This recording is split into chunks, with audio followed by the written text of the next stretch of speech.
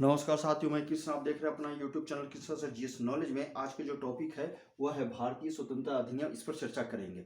तो साथियों, इससे पहले हम लोगों ने कैबिनेट मिशन योजना के अंतर्गत देखे थे कि एक संविधान सभा का गठन भारत में किया जाएगा और अंतरिम सरकार का गठन किया जाएगा। अंतरिम सरकार के ही गठन के प्रावधान को लेकर साथियों माउंटबेटन योजना हम लोगों ने पढ़ा।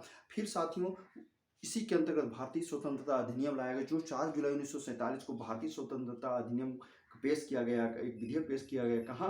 आपका ब्रिटेन के संसद में। और 18 जुलाई 1947 ईस्वी को ब्रिटिश पार्लियामेंट में भारतीय स्वतंत्रता अधिनियम को स्वीकृति मिल गई। इस तरह यह अधिनियम बन गया। बोला गया भारत और पाकिस्तान एक डोमिनियन स्टेट होंगे अर्थात 15 अगस्त 1947 में भारत और पाकिस्तान नामक से एक डोमिनियन की स्थापना की जाएगी, यानी एक अधिराज्य की स्थापना की जाएगी। और प्रत्येक डोमिनियन यानी भारत और पाकिस्तान में दोनों में एक एक गवर्नर जनरल होगी, जिनकी नियुक्ति ब्रिटेन के सम्राट करेंगे। फिर बोला गया भारत के राज्य क्षेत्र में उन क्षेत्रों को छोड़कर जो पाकिस्तान में सम्मिलित होंगे, ब्रिटिश भारत के सीमा प्रांत होंगे। जो पाकिस्तान में सम्मिलित होंगे उसको छोड़ के इसमें भारत के सीमा, ब्रिटिश के भारत के सीमा प्रांत में रहेंगे। फिर बोला गया पाकिस्तान के राज्य क्षेत्र में पूर्वी बंगाल, पश्चिमी पंजाब, सिंध और उत्तर पश्चिमी सीमा प्रांत शामिल होंगे। पूर्वी बंगाल प्रांत, असम, सिलहट के जिला भी इसमें शामिल होंगे। तो साथियों, माउंटबेटन योजना के अंदर ये सारी चीज हम लोगों ने देखा था। उसी के तहत उसी को जस के तहत ऐसा रखा गया।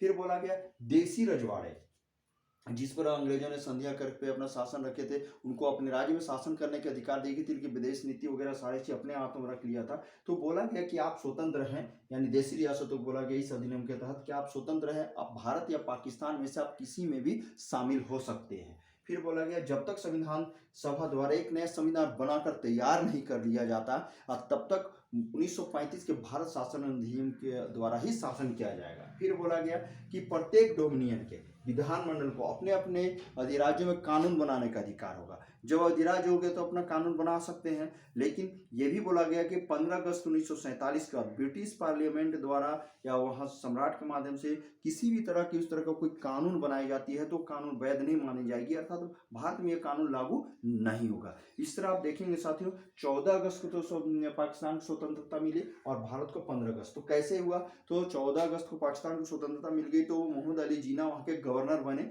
और लियाकत अली प्रथम प्रधानमंत्री बने। उसी तरह भारत में चूंकि संविधान सभा की जो बैठक हुई रात्रि में, 14 अगस्त की रात्रि में, तो वो सारा प्रक्रिया करते हुए 15 अगस्त पार हो गई और 15 अगस्त को साइन हुई, इसलिए वो 15 अगस्त को देश को स्वतंत्रता प्रदान हुई। इस तरह भारत में आप देखेंगे संविधान सभा के माध्यम से लॉर्ड माउंटबेटन को भारत का प्रथम ब्रिटिश गवर्नर जनरल नियुक्त किया गया स्वतंत्र भारत का। और प्रधानमंत्री के रूप में किसे रखा गया? तो जवाहरलाल नेहरू को। इस तरह साथियों ये भारतीय स्वतंत्रता अधिनियम आया। तो यह वीडियो आपको कैसे लगी साथियों, आप अवश्य कमेंट करिएगा, शेयर कीजिए, लाइक कीजिए और सब्सक्राइब कीजिए। तब तक के लिए नमस्कार।